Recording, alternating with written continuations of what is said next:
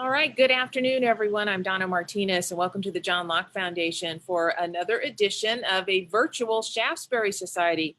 Well, can you believe it? We've been talking about it for months, if not a year or more, and Election 2020 and Decision Day is actually just tomorrow. So, of course, the presidential race is at the top of the ticket. It's going to come down to half a dozen states or so in terms of the battle for the White House. And North Carolina, of course, is one of those key states. But just as important as all of that is all of the voting decisions that North Carolinians have made and are going to make on Tuesday that will decide all of our statewide elected races as well. Also, every member of the General Assembly, we're choosing 3 of the 7 seats on the North Carolina Supreme Court as well, and a number of local contests where there are referenda on the ballot too. So today we wanted to get together and with the Carolina Journal reporters and analysts and John Locke Foundation analysts as well to kind of set the stage for what we think is going to occur tomorrow. Of course, lots and lots of big time question marks. Joining me today for the conversation, Becky Gray, who is Senior Vice President with the John Locke Foundation. Rick Henderson is Editor-in-Chief of Carolina Journal. John Trump is Managing Editor of Carolina Journal. And Mitch Kokai is Senior Political Analyst for the John Locke Foundation, also a columnist for Carolina Journal. Folks, thanks for joining me today. Appreciate it very much. Rick, let's start with you. Give us the situation in terms of voter turnout, what we've seen with mail-in ballots, and where we are heading into official election day. I think one thing you can say is that the State Board of Elections and the county elections boards have done a wonderful job of making voting available to people in the COVID crisis, of basically allowing anyone who wanted to cast a ballot, who was eligible to vote. And you see that in the numbers. There are right now about 7.367 million North Carolinians who are registered to vote. And of that number, about 4.5 million have actually voted. That's a turnout of 62%. And that's either from absentee ballots mailed in or absentee ballots cast in early voting.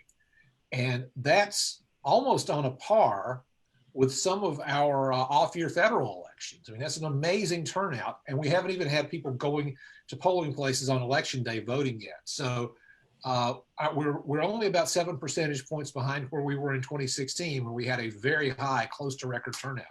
So we've seen an incredible amount of enthusiasm for a lot of reasons. People, of course, enthusiastic to vote generally, but also because of COVID, I think people are a little bit worried that there could be issues dealing with properly social distancing, with being around strangers, handling things, all that sort of stuff. So I think that may have, the big story of the election tomorrow will be how much early voting and mail-in voting cannibalize the election day turnout. The other big question, of course, Rick, and everyone else on the panel, please feel free to jump in, is what's going to happen in terms of how many ballots will be left to be counted. We've had this huge surge in requests for mail-in ballots. We know that a lot of people have actually done so, but some have not. So give us how this will work, Rick. Is it going to be that the State Board of Elections can determine after the polls close on Tuesday, the people who perhaps requested a ballot but went ahead and voted in person anyway, will they be able to know that and then subtract those people out of the number of final potential ballots that could come into the state as of November 12th? Well, they're already doing that. And in fact, Mitch pointed out to me earlier this morning that they have started putting on on the State Board of Elections website the number of outstanding absentee ballots. For the first time today, they started putting that on their homepage, on their dashboard, if you will. And right now, although there were close to 1 million absentee mail ballots requested, only about 158,000 are left. So the elections officials, if you ordered an absentee ballot, if you asked for a mail ballot, and you either cast a ballot of early voting, they'll take off that absentee ballot, or if you did, as my wife and I did, we voted at home and then we turned in our ballots at an early voting site, they'll cross them off there. So It's 158,000 as of 5 o'clock this morning. They're updating these numbers. And so probably when the polls open tomorrow morning, it may be much less. And so there may be much less concern about there being several 100,000 absentee ballots unaccounted for when the polls close. Yeah, and Mitch, what I'm getting at here, folks, is whether or not we're going to be able to call North Carolina races on election night. And so is it going to boil down to then a pot of people who requested an absentee ballot, but we're not sure, we haven't heard from them either through receiving a mail-in ballot or on election day? Because what if we have a race that, say, someone is ahead by 50,000 votes, but what if the State Board of Elections tells us, well, but we aren't quite sure what's going on with 75,000 people who requested mail-in ballots that we haven't heard from? Would we then not be able to call that race where we have someone who's leading by 50,000? I would think there would still be some uncertainty about it. The numbers will get a little bit clearer by election night, but in chatting with online with a representative of the State Board of Elections, it was unclear whether the board is going to know election night how many of those absentee ballots are still outstanding, or whether that information will only be clear the next day. But I do think it is important to keep that number in mind, how many absentee ballots are out and have not either been returned or the person voted in some other way. And the reason why it might not be clear on election night is that the elections board knows to whom it sent ballots. It will know after election day who voted on election day, but putting those two pieces of information together, we don't know how long that's going to take. So we do need to know that number and keep it in mind for races that are particularly close.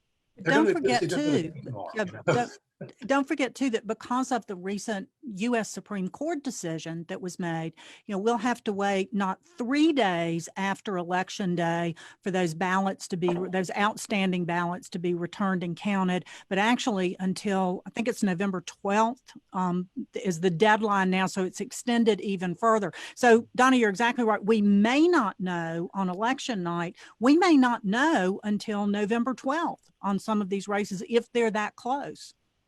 And there's always a possibility for recounts too. But I think this is probably going to be most salient for local races, for state legislative races and the like. It may play into some statewide races, we'll see. But if the number is, as of election night, if the number is say 30, 40,000, then that's a number that's much easier to deal with than say 150,000. We'll just have to wait. Right, and the council state races are really close. I think that's where it's going to come into play more than anything else. I think the governor is set, and presidential race will be out there too. But you're looking at like treasurer and labor, education are all toss-ups. So that may be where this comes into play. Does that mean then potentially that on election night, some of those, even those statewide races, we may not be able to say who the winner is, and potentially having to wait through November 12th to know? Possibly. I think that's possible. And also one of the things that this makes clear that hasn't always been clear in the past is that elections really aren't over on election night. I mean, that's been true for years and years. It's not just because of COVID, not just because of the extension of the absentee ballot deadline by the courts.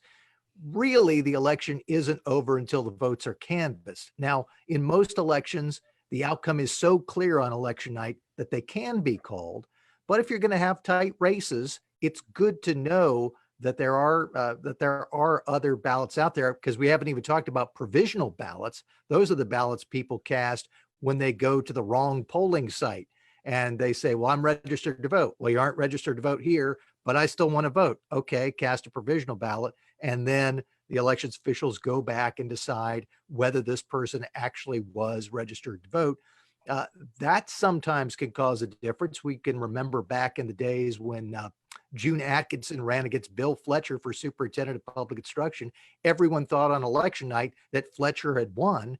Once all of those extra ballots, including many provisional ballots, ended up being counted, Atkinson ended up winning. So it's a good reminder for us that unless the result is really clear on election night, the election is ongoing.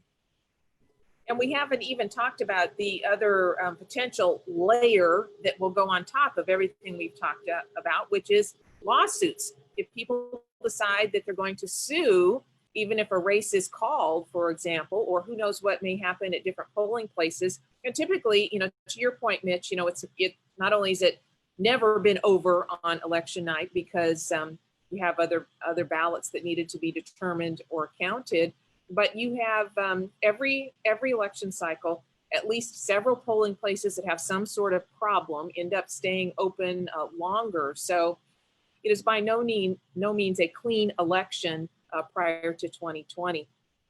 Let's talk a little bit about some of these key races. And Becky, I'd like to go to you because we all think about the presidential race, and we'll talk about that in a minute here. But what's really consequential for every North Carolinian is what happens in those statewide races and over at the General Assembly. And I know that you are paying very close attention because every single seat in the North Carolina House, every single seat in the North Carolina Senate is contested.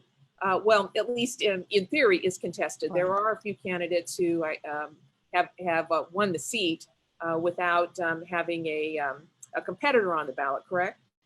Yeah, and this year there are no Senate seats that fall into that category. Every Senate seat is contested, and all but just a handful of the House seats are contested. And I think this speaks to kind of the point that Rick was making earlier with enthusiasm for voters. We also see an enthusiasm for candidates and for parties to field these particular races. And so we've seen that in the General Assembly. In 2010, every single seat was contested in both the House and or in the Senate, maybe just a few in the House. So we're seeing that again, that same kind of level of enthusiasm as candidates have filed for these seats. And Donna, of the 170 legislative seats that we have, 50 in the Senate and 120 in the House, every one of them, whether they have two opponents or three opponents, Libertarian candidates have also participated pretty actively in this election cycle.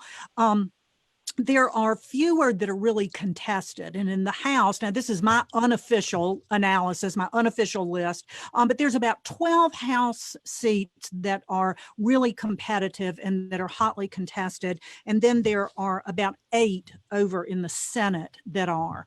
And aside from, and we can get into some of these specific races, of course, but overall, what I'm really keeping an eye out to is which party is going to take the majority in both of these bodies right now. And folks know that Republicans took over for the first time in 140 years in the election of 2010 to take both the House and the Senate. So we've had 10 years of Republican leadership. Right now, that balance in the House is 65 Republicans, 55 Democrats, and in the Senate, it's 29 Republicans and 21 Democrats. So what that changes and how that margin changes if those bodies flip over to the Democrats, that's what I'm watching very closely. And the reason why I say that, it's not just, to be a cheerleader for one party or the other, but who controls the General Assembly will be in control of redistricting that likely will begin in April based on the census that was just taken or will be completed this fall. Then some of the other districts. Yeah, so here we are, and so whichever party is in charge of the General Assembly will be in charge of the redistricting for all of the legislative seats and the congressional seats. And don't forget that according to this census and the way that people are moving to North Carolina, we may very well gain a congressional seat for the next election. But some of the other issues that are really important, of course, we've written a lot about this at the John Locke Foundation and Carolina Journal reporting. Medicaid expansion is one of those things that hangs in the balance depending on who takes over. Increased taxes. increased regulation. Unions are making moves into North Carolina, whether that's to remove the ban on collective bargaining or just to have full out unionization of private companies, like we're seeing with Mission Hospital in the western part of the state. So, when I say I'm watching who's going to be in charge of it, it really is who is going to be in control of the General Assembly is very much going to direct what the policy decisions are going to be for North Carolinians for at least the next 2 years, and it could be longer than that. Becky, I'd like to talk to you about one particular North Carolina Senate race because I think it's pretty fascinating. I'm talking about District 19, where you have Democrat Kirk DeVere versus Republican Wesley Meredith. Now that sits in Cumberland County. And this is a seat that, as I understand it, has gone back and forth. So it's a really interesting seat in the first place. But here's what makes it even more interesting for election night. Cumberland County sits in U.S. Congressional District 8, which many people believe will be a bellwether congressional district race here in North Carolina. And in terms of the congressional race, you've got the Republican incumbent Richard Hudson versus the Democrat Patricia Timmons-Goodson. So that's going to be fascinating. And here is Senate 19 sitting right in the middle of the whole thing. Talk a little bit about the dynamic. Right. Well, let me just add to that picture that you just drew and the different layers. So we have the U.S. congressional seat, we have the state Senate seat, and then overlaid on top of that is House District 45. John Zoka is the incumbent trying to hold on to his seat, being challenged by Francis Zanke. So that Cumberland County is a very contentious area. And here's one thing that has really struck me about that. The issues that those candidates are talking about in that district are very much centered around the military. And it brings to mind the importance of the military to North Carolina, not only to our economy, not only to that sense of pride that we have that North Carolina is a very heavy and military friendly state, but also as far as our elections are concerned. And so those are the issues that those candidates for all of those seats are talking about. It's the friendliness and the support for the military, for veterans, and then the other part of that too, as across the state, I think in every race, we're talking about the response to COVID and who's done a better job with that. So those are the two issues that are in those three seats. And again, this military overlay. And as you said too, these are all very close. And so that's something I'm going to be watching tomorrow night too, is how are these going to fall? If it's pretty clear early on that they're going to go to Republicans, then it's probably going to be a pretty good night for Republicans. If it goes to the Democrats, then it's probably going to be a better night for the Democrats. And Rick, I know that you've been following the presidential race pretty closely, and we have seen President Trump. We've also seen I believe it's Senator Harris, who has been down in the Cumberland County, Fort Bragg area. So these presidential campaigns understand the importance of Cumberland County and U.S. House District 8, and then it's going to have that effect on these legislative races. Right. It looks as if it's going to be very difficult for Republicans to do better than, say, a 9-4 split in the congressional delegation, Republicans versus Democrats. Going into this election, it was 10-3 Republican due to redistricting. George Holding gave up congressional District 2 seat. It's almost certainly likely to go to Democrat Deborah Ross because the district was redrawn to be very heavily Democratic. The other race that we're looking at is the 6th congressional district, where Mark Walker gave up that seat, and Kathy Manning, who ran against him last time, may well pick that up. But it's the 8th district is the one that really is the battleground, because you do have, anybody who's on the media markets in the Triangle and south of there has been inundated with ads for Pat Timmons-Goodson and for Richard Hudson, and they've been everywhere. And it is indeed one of those seats that the Democrats would very much like to pick up. And Pat Timmons-Goodson served on the state Supreme Court. She served, I believe, on the Court of Appeals. She was in the judicial system for 28 years and is seen as even though she has been in public life for a long time, she's seen as somebody who could possibly, if she took that seat, hold it for some time if she wanted to. The fascinating thing about the 8th congressional district to me is that it includes such very interesting and distinct areas. And you've got the Fort Bragg, the Fayetteville area, but then you've also got Moore County, Lee County, which have tended to be Republican strongholds. And so one has to wonder, is it just an issue of turnout? Who's able to turn out their voters and turn that district? Well, John lived down there for a while, so what do you think about it, John? Well, yeah, I think it's diametrically opposed. There's a lot of rural areas. You get like the Moore County and Fayetteville is very, very military, and it depends on which way the military goes. I mean, it was very pro-Trump before, so but it's Republican. Now I think it's evening out a little bit. There's a large minority community there too.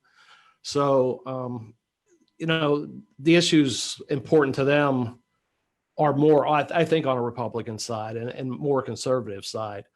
So it's pretty much a Republican stronghold, although it may be tipping a little bit.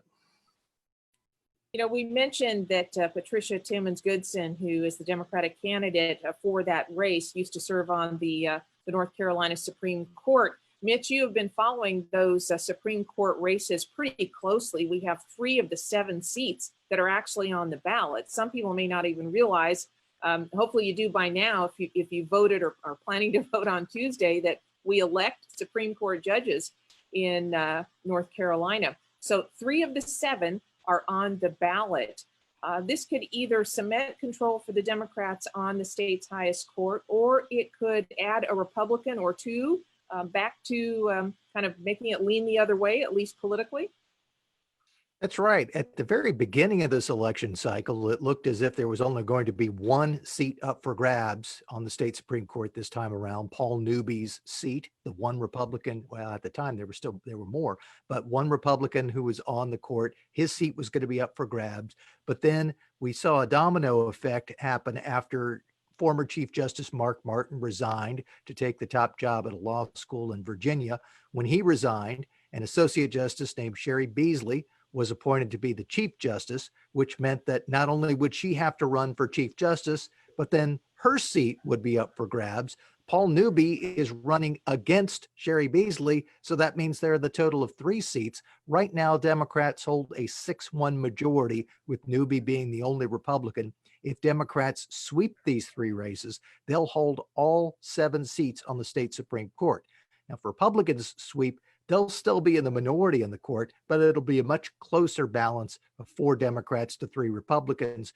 And really, these are the type of races that in large respect kind of get lost in the shuffle because of all of the attention on president, on U.S. Senate, on governor. So other than seeing a lot of ads for Sherry Beasley and occasionally some ads for the other Democratic candidates, Lucy Inman and Mark Davis, people probably haven't paid a lot of attention to this. And as you just heard me say, I didn't mention ads for the Republican candidates, which is bad news for them if they're counting on people to learn about them through the media.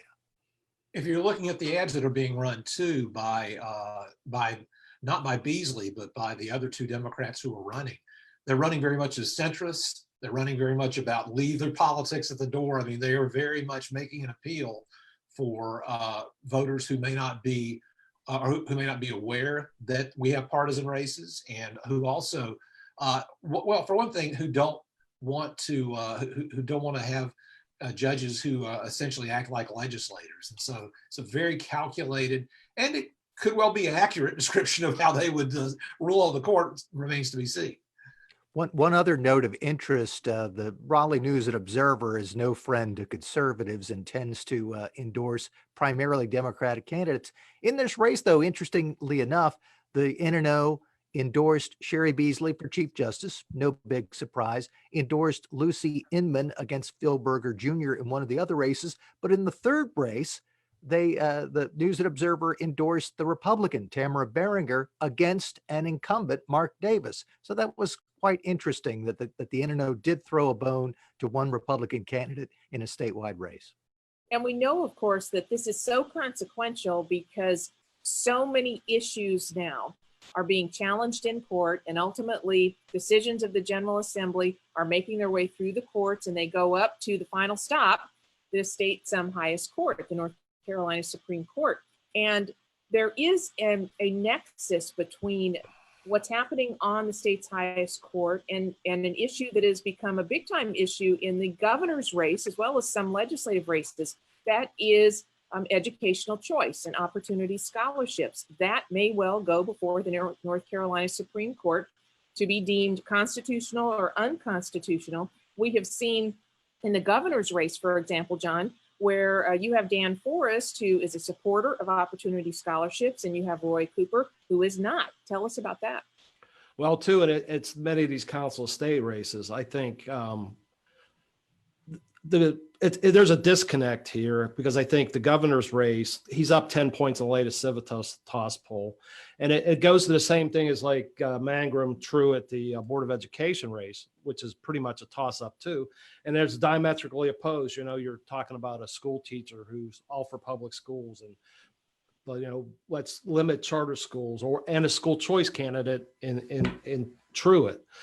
So yeah, there's it's going to be interesting to see what happens. I think Becky mentioned it with unions and school choice and Medicaid expansion, because Cooper's, I don't see, I mean, to be honest, anyway, Forrest could pass him up. Who knows? There may be some real late surprise, but issues like that, it's almost, in a treasurer's race too, it's risk versus safety, and you know, unions versus workers' rights in the Department of Labor. So there's a lot of these races that Mitch mentioned that are nobody's paying attention to necessarily, or there's no advertising involved so much, but they're going to mean a lot to the state. And interestingly, it's not, I don't think it's not if Cooper wins, it's what he's going to do afterward. Well, and I think I just would like to add too, you know, a couple issues that the Supreme Court could very well take up. Donna, you mentioned the opportunity scholarship and school choice, and the very heart of that. You know, some other likely issues that will come up is redistricting. You know, we have seen these long litigations really for 10 years on redistricting. Again, you know, let me remind you, redistricting will start all over again in April, likely go before the state Supreme Court. Also, we've seen cases dealing with separation of power and who can do what and what authority the governor has, or rulemaking authority is something else that we've seen where state agencies, in my view, have been overstepping their authority that they're given. So you're having unelected bureaucrats make changes in the rules that affect all of us. So there's a lot out there that the Supreme Court will be making decisions on. And I think Mitch alluded to it earlier, it doesn't get the attention that it quite deserves. And then I don't think that people really understand the tremendous impact. The General Assembly can do everything they can to pass good, common sense policies into law, but then when they're challenged in court, and if they go to the Supreme Court and the Supreme Court is heavy or all Democratic, progressive, philosophical background, you know, many of the things that the General Assembly does are overturned in the Supreme Court. So it's critically important, and I agree with Mitch, and I think everybody, that it's not talked about enough, and people understand the gravity of that particular race. And then to John's point, some of the Council of State, you know, here's another question we've seen in this COVID thing, where although the law, and I think the Constitution says that the governor is to confer with the Council of State in these emergency management decisions and executive orders that he's been doing, and he hasn't done that. He's completely circumvented the Council of State and the General Assembly. So the question of his authority really will be questioned and determined with the Supreme Court, but it also depends on who's sitting on that Council of State as well, for not just their particular, you know, whether it's superintendent of public instruction or insurance or labor, but it's who's on that body altogether to make sure that that balance of power and those decisions are made with the kind of intent that the founders set forth when they wrote the Constitution. Becky, I'm glad you brought up the issue of COVID-19, because we have seen that at the presidential level, that you have the Biden-Harris campaign, they want the campaign to be about COVID-19. And their message consistently has been, President Trump has mismanaged this. We will take care of it. We will get rid of the virus. And he has kind of just said, well, you know, the virus is there, and so be it. That has been really their message on the stump. The Trump people, they want to talk about the pre-COVID economy. They want to talk about economic growth and job opportunity, etc. My question is this for all of you. Is everyone's fortune from really going to flow from President Trump and how he is viewed as either mismanaging the COVID situation or giving us, as he likes to put it, the greatest economy ever? Is that what this is all going to come down to, an either or question? I think I'll just say real quick, Rick and I were talking about Cooper, and I think a lot of his support, agree with him or not. I mean, I thought he's picked a lot of winners and losers in the way he's handled this, but I think a lot of his support comes from the way he has handled this COVID crisis in relation to the way the White House has handled it. And I think a lot of people support him based on that. Yeah, I think the thing about whether the presidential race is going to boil down to that, I've been paying attention to an awful lot of political reporting. And one of the problems that the president faces is that his advisors are telling him he needs to talk about the economy, that he needs not to talk about potential scandals about Hunter Biden and things like that, that he should talk about how good the economy was before COVID. And he just refuses to do it. And so he had what you consider to be a great GDP growth number that came out last week, even though a lot of the GDP grew because so much of the economy was destroyed because of the shutdowns. But still, he has to stay on. I think he needs to stay on message as much as anything else if he doesn't want to cede the field to the Biden-Harris ticket, just talking about, well, look, the president's, handled the COVID crisis wrong. And I think some of his own advisors are giving him some advice he's not listening to. And I think some of the other people around him are not really helping him out very much by basically saying, well, we're just going to let it run its course, or, it's just going to happen and we can't stop it. I mean, I think that there are limits as to what a president can do, and there should be limits as to what a president can do. By the same token, the president does have a bully pulpit for a reason. And I think using that in a proper way could help him a whole lot, because, both candidates, tops of the ticket, are not exactly popular with the other side. And so we're in a divided country right now. I do think that there are, in some ways, other issues that will come into play, but in a lot of respects, it does come down to, do you worry more about the economy and all of the damage that's been done because of lockdowns and shutdowns, or do you worry more about COVID-19? If you worry more about COVID-19, you're going to like the Cooper Biden prescriptions. If you worry more about the long-term economic impacts of shutting down the economy and picking the winners and losers, as John Trump just alluded to, you're probably going to be more along the lines of supporting Trump, Forrest, and folks who would like to see the economy opened up more. Well, I agree with everything that's been said. I just would add that, Trump has long coattails, and you're seeing that, we were talking a little bit about the congressional races, and the Republican candidates have tied themselves to Trump as he's gone to these rallies, and you've seen that. There are Republican candidates, Dan Forrest, Tom Tillis, legislative candidates in those particular areas want to share the podium with the president. And so I think that, his position and the way that he has treated COVID, as well as his plan for an economic rebound as we work out of this, whenever that might be, I think that affects a lot of candidates, probably more at the top of the ticket with Senator Tillis's race, with the gubernatorial race. As we get down into the legislative race, I think it becomes more of how Cooper has treated the COVID and how the General Assembly, or how the individual candidates, or how those districts, everything from the local school districts deciding how they're going to put kids back in school or keep them at home doing their learning by computer.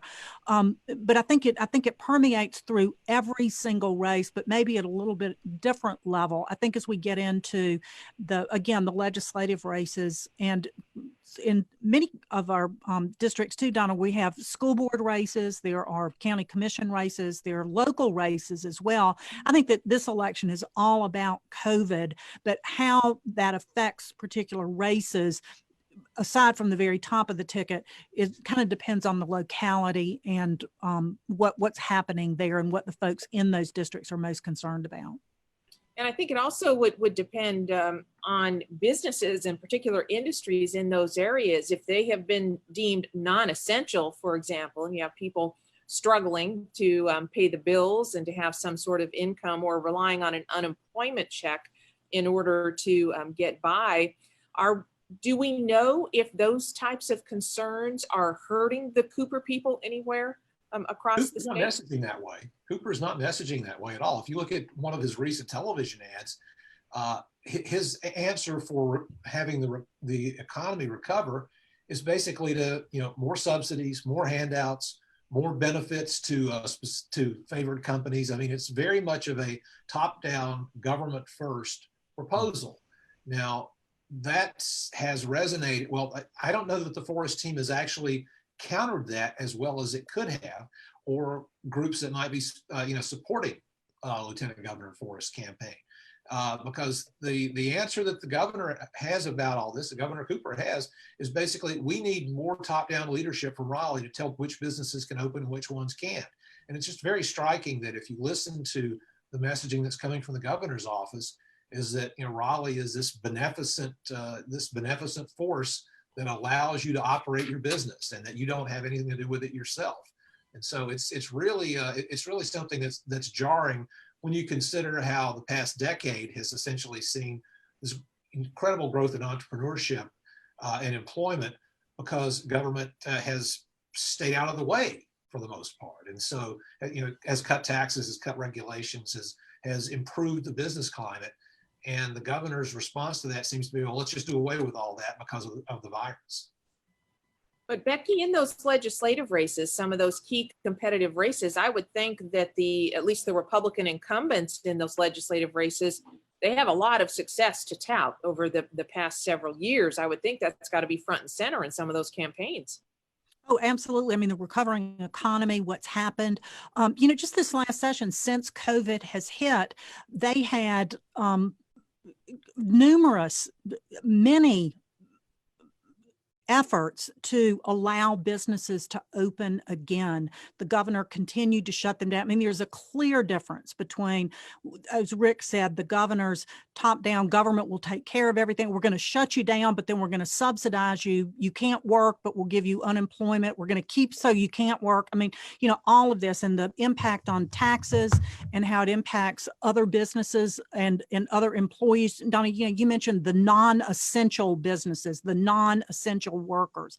We have record unemployment, people standing in line to get their unemployment benefits that they're entitled to through absolutely no fault of their own. And even as we're going through this, I'm going to be interested to see, when kind of all the dust settles, of where some of the campaign money from the business community actually ended up. Governor Cooper has tremendous power with these emergency management declarations and the executive orders that he has done. He literally shut down the economy of the entire state of North Carolina, and he still holds that in his hand. We're at what, 2.8 or 3.1 or whatever it is on the recovery. We're one executive order away from the entire economy being shut down again. And so you've got some of these businesses. Rick and his team have done a great job of reporting on the gyms, the bars, the restaurants, the skating rinks, the bowling alleys, these businesses that are barely able to hang on now. I'm not sure that they're in a position to vocally oppose what the governor has done, given the club that he still holds in his hand. But will that be reflected when they go into the voting booth and cast their ballot in secret? That's something that I think is going to be really interesting to see when we get the results. And we'll, in the next several weeks of talking about where did the support for these different candidates come from, and was there secret, or not secret, but undercurrents that we see after the election. Another issue that we really haven't touched on yet, but that is coming into play, is something that's been a priority for Democrats for a long time, and that is Medicaid expansion. That's been an issue that has separated Governor Roy Cooper and his Democratic allies in the legislature versus the Republicans, who have said, look, we're not going to expand Medicaid. It's just going to be too much of an open-ended check that taxpayers will have to pay. But since the pandemic, that Medicaid expansion issue has been tied into what North Carolina should do about the pandemic. And you've seen a number of the ads against Republicans saying they refuse to expand Medicaid in a time of a pandemic. And so this is being used as a club to fight Republicans that they haven't expanded Medicaid. And it builds into Roy Cooper's plan as well, saying, look, I've been pushing Medicaid expansion. I'm still pushing for it. We still need it to deal with the pandemic. So an issue that really didn't have anything to do with the pandemic, but was a Democratic priority, is being used to try to help the Democrats with those people for whom the COVID-19 pandemic is the number one issue and will remain so, not just through tomorrow, but probably for weeks and months to come. And Becky, that is such a big issue at the General Assembly, and really the outcome of the election is going to be so consequential on this, depending on whether if Democrats pick up some power in the General Assembly. Are you anticipating an even stronger push to add more people to the federal state program known as Medicaid? I mean, that's supposed to be a program for really vulnerable, fragile populations, and yet Governor Cooper and those who support expanding Medicaid want to add on several 100,000 at least of working age, able-bodied adults who don't have kids. And so it seems like it is just way beyond the mission of that program if that were to be expanded. Well, absolutely. Of course, this has become a key issue for the governor in this election, and consequently a lot of the Democratic candidates for the General Assembly who have said if they win control they will expand Medicaid. And Donna, you're exactly right. What the governor's talking about is adding an additional 700,000 additional people onto the Medicaid rolls. Before any kind of expansion, we're already talking about 20% of North Carolinians are on Medicaid. Half the babies born in North Carolina are born under Medicaid. And this was a program, as you mentioned, that was designed for low-income pregnant women, low-income children, aged, disabled, people that are suffering with substance abuse, those folks that we think of in the safety net that cannot help themselves and need help like Medicaid. That's what this program was designed for. Governor Cooper's expansion, again, would increase this by 700,000 new enrollees. 80% of those are able-bodied, childless, working-age adults. And it goes back to Rick's point about where the governor seems to be coming from with this COVID recovery is, don't worry, we'll shut down the economy, you'll lose your job, but we're going to subsidize everything. And now we're going to have to increase taxes to do that, but it's this whole movement towards government taking care of all of it. The alternative to Medicaid expansion, and nobody is suggesting that we ought to take health care away from people or that it ought not be available. Actually, it's exactly the opposite. The opposite of Medicaid expansion is to have a patient-driven, affordable, accessible healthcare system that is at an affordable cost to everyone across the state. And you do that by not government subsidizing a very expensive system. You do that by reducing the cost of the system. And you do it with things like telehealth, with repealing certificate of need, with access to mid-level providers, by offering some reciprocity for some medical licenses. You let those mid-level providers practice medicine to the very scope, the very extent of their training. You do direct primary care. You establish, again, that relationship between the doctor and the patient. So, we're talking about two different ways of solving this problem. And the governor's way is, well, government will just pay for everything. The other way is, let's address the cost. Let's get those under control. Let's offer health insurance plans that people can afford. Let's get people back to work so they can take care of themselves and their families. I mean, the differences in this could not be any further apart. But saying we're going to expand Medicaid fits into a 30-second or 20-second ad on TV, where the other, in my view, and we've written extensively about this, the other alternative is really the long-term way to solve this problem. And I think this is a good example of what you're seeing with the Democratic candidates for all of these offices and the Republican candidates. Now, that may be somewhat of a generalization, but I think there's a clear divide in the policy and the philosophy that these candidates bring. And I think really the Medicaid question is a good example of where the differences of opinion are. You know, we're also seeing that the issue of healthcare access to affordable insurance play out at the federal level between the Trump campaign and the Biden campaign. You have Joe Biden saying that he wants to have what he calls a public option, which would be an expansion of government. And then you have Donald Trump who says, well, we want to do away with the Affordable Care Act and replace it with something that's more patient driven. So Rick, I know you've been following the Tillis races as well. Is it healthcare access to affordable insurance? Is that a key driver of whether or not people are going to vote for Thom Tillis or the Democrat Cal Cunningham? Or are there other issues at play in that race?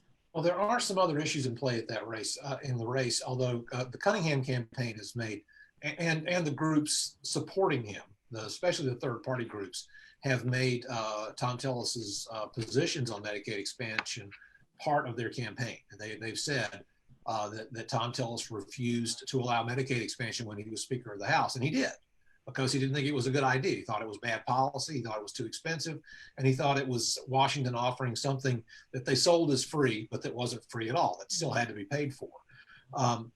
It's again another issue in which, as Becky was talking about, all the different sorts of policies that would help expand healthcare access, it's hard to wrap that into a 30-second ad because the system itself is so convoluted. It's much easier to say, let's just have the government take care of it, and we'll just send it that way. The Biden camp's answer is the public option is allowing people to purchase insurance through a government agency of some sort. And unfortunately, the Trump campaign or the Trump administration has been promising an alternative to Obamacare for 3.5 years and still hasn't come up with one yet. So that's an area where those of us who are more free market oriented can say, we've got better answers, but Washington leaders are not offering those as something for us to say, that's a good idea, this needs to be improved, whatever. It's just, we're going to come up with a plan eventually. And I think that's redounded to the benefit of Democrats running for the Senate, because they can say, we've got a plan. They don't. Now, they don't say our plan's probably lousy, but they say at least we've got a plan. We had an interesting question come in from David related to the Tillis race and the presidential race. His question is this: by what margin does Trump need to carry North Carolina in order to ensure victory for Tillis and Forrest? Rick, you want to take a shot at that? Forrest has got a real heavy load to get to that level, because he's trailing by lots. I mean, there's no doubt about that. The closest I've seen the race has been 5 or 6 points. I think that Tillis and Trump are going to run fairly close to each other.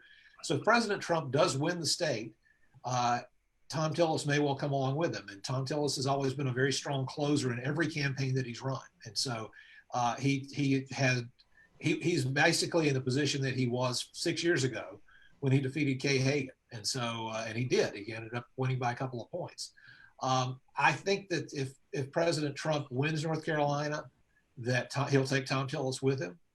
But that if he doesn't, it's going to be really hard for Tillis to win that seat. And the Cal Cunningham sitting in his windowless basement, not talking to the media, that strategy appears to be working, at least as far as not putting the candidate out there for questions from the press.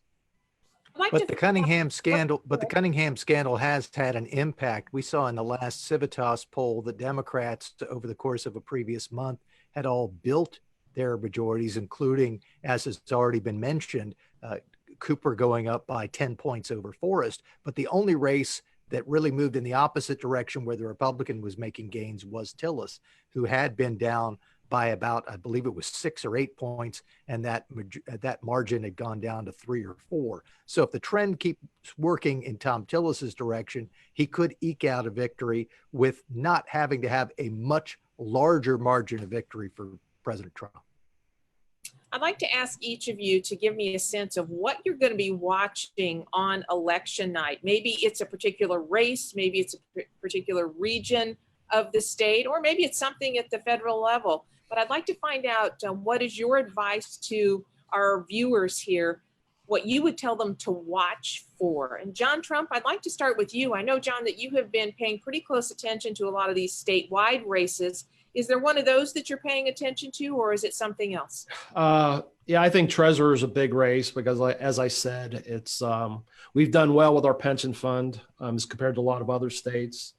Even everybody's in the hole, but we've done well because of Falwell's policies. That's going to be interesting. And his opponent is Ronnie Chatterjee. Chatterjee, right? Who is a more he's got a lot of backing from financial, security companies, and he's more risk welcoming. You know what I'm saying? He'll be open to try to expand. He's criticized Falwell for being too conservative. And a big race for me too is my kids have gone to charter schools their whole entire school careers, and the Department of the Public Instruction race is real huge. It's just an ideologically separate race where, Mangrob's for traditional public schools pushing that, and school choice with Truitt and Western, Chancellor or Western governors. And that's going to be a big issue going forward. I think you said that race, Superintendent of Public Instruction, is really neck and neck here. Yeah, that pretty much most of the council state races are pretty close. Okay. Toss-ups. All right. So treasurer and superintendent of public instruction for John Trump, he's going to be watching on election night. All right, Rick, what are you going to watch? I'm going to watch two things, and they're not necessarily, one of them is not committed to a particular race at all, and that's the voter turnout tomorrow. We had 1.6 million people vote in 2016 on election day. If that happens, that means that our voter turnout for this race will be 83%, which will blow all of the previous records out of the water. The question is, how much has all this early voting cannibalized election day balloting? Did people vote early rather than go to the polls on election day? And if the turnout, Michael Bitzer at Catawba College is saying it's somewhere between 750 and 925,000 is his estimate for the number of votes. I think if Joe Biden has banked a lead of, say, 100,000 or more votes when early voting ends, then turnout tomorrow will be very important, because I think heavier turnout will favor President Trump on election day. And so that's one thing I want to look at. The other thing is just the Electoral College, because it looks like, if you just look at the states that Joe Biden is expected to win in the Western US, he really only has to get to 190 electoral votes before the polls close on the West Coast for him to secure a victory. And so, because he's almost certainly going to sweep all three West Coast states plus Hawaii.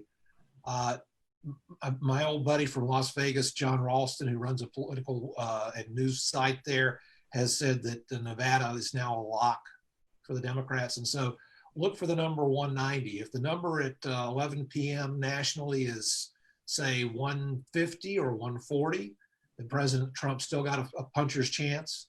But if it's closer to 180 or 190, then it's going to be really, really tough for him to get reelected.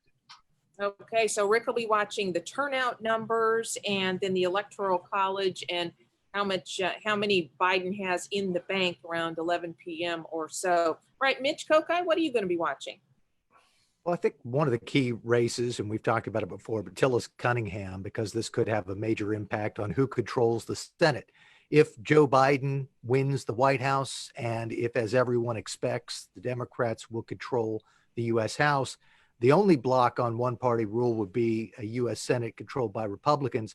If Cal Cunningham beats Tom Tillis, that's a pretty good suggestion that Democrats will control that chamber as well. I'm also going to be looking at the Supreme Court races. And I think the one Council of State race we didn't mention that's probably very low on the radar, but it'll be interesting to see because it's an open race, is Labor Commissioner. That can have a very different set of policies about how to deal with employer versus worker issues if you have Republican Josh Dobson or Democrat Jessica Holmes in that office. And Becky, what about you? Election night, what are your eyes going to be on? Well, there's a long list. For sure. I'm going to be watching the legislative races, specifically in the Senate, the Bob Steinberg test judge, the Michael Lee Harper Peterson, and the Joyce Cravick and Terry LaGrange races in the Senate, just because those are the most highly contested.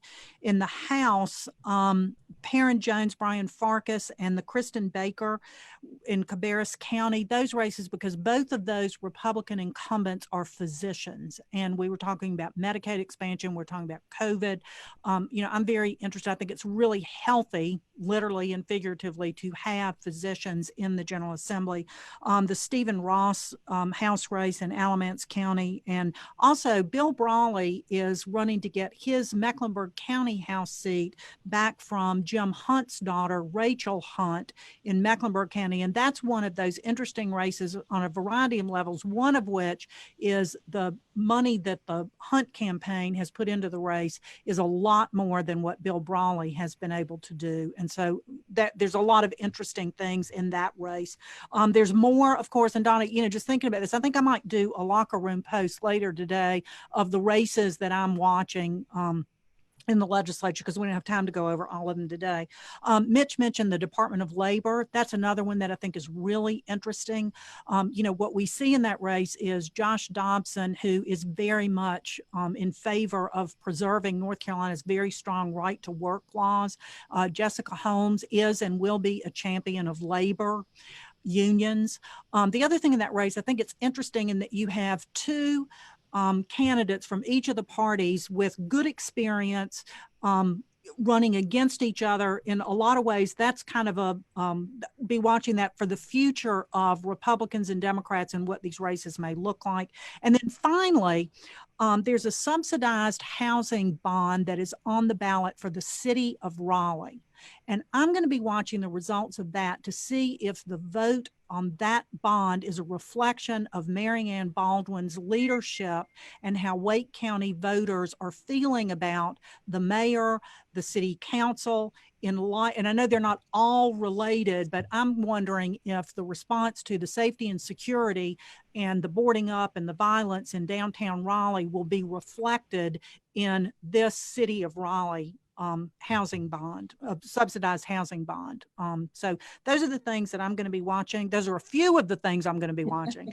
There's a lot to watch. And I'm going to be watching the 8th Congressional District in North Carolina, because I do believe that district will tell the tale as to whether the Democrats are going to have a really good night or whether the Republicans are going to have a really good night. And as we mentioned early in the show here, the issue of several legislative seats that are sitting in Cumberland County there are going to be part of that whole mix. We know that the presidential campaigns have been heavily into that congressional district, and a lot of focus there. So I'll be watching the 8th Congressional District. And speaking of watching, before we close today, I'd like Mitch, I know that you're going to be doing some election coverage on television. Tell folks where they can find you. Yeah, I'll be working on CBS 17 on election night. So we're going to be doing pretty much wall-to-wall coverage on their digital platform, and then break-ins for the CBS network coverage every 30 minutes. So that will start shortly after polls close and probably go through at least 11:30. All right, that's super on television. And then on radio, I am going to be anchoring coverage on the North Carolina News Network with the flagship station of WPTF, which is 680 AM in the Triangle, but you can listen to it also at WPTF.com. We'll start at 7 o'clock and go probably at least until midnight. And we're going to have a crew that is just going to be great, including Becky Gray is going to be with us. Rick Henderson is going to be with us. Amy Cook, the CEO of the John Locke Foundation, will be on board during the evening as well, along with Tom Campbell, who is the founder and host of NC Spin. He will be along on the coverage. Henry Hinton, our good friend out in the Greenville area as well, with WTIB Radio, host of Talk of the Town. He will be aboard for the evening, 7 p.m. till probably at least until midnight. Again, WPTF.com is where you can listen to our coverage. Well, panel, thank you very much. I'll tell you what, in some ways, I'm so glad that Election Day is here. In other ways, it's really interesting, and I kind of hate to see it all come to some sort of conclusion. That's the big question, of course, folks. Will it come to a conclusion? on election day, election night, or how long is this going to go on? We won't know until we know how North Carolina has voted and how the country has voted. I want to thank all of you for joining me here on the panel, and want to thank all of you for joining in for another virtual edition of Shaftesbury Society. So glad you're along. Now, next Monday, here's what we're going to do. We're going to have another great panel to analyze the results, at least the results that we know as of next Monday. So you want to be along for that. 12 noon next Monday, we'll look at the election results. And lastly, I'd like to thank all of you for supporting what we do here at the John Locke Foundation, and also supporting the reporting and analysis of the team at Carolina Journal. If you'd like to make a tax-deductible donation to help fuel our continued work, you can do it very easily. Just go to johnlocke.org, and then up in the upper right-hand corner, you're going to find the little donate tab. It's right there. Just click on that. It takes you less than 2 minutes to make a tax-deductible donation to help us continue our work.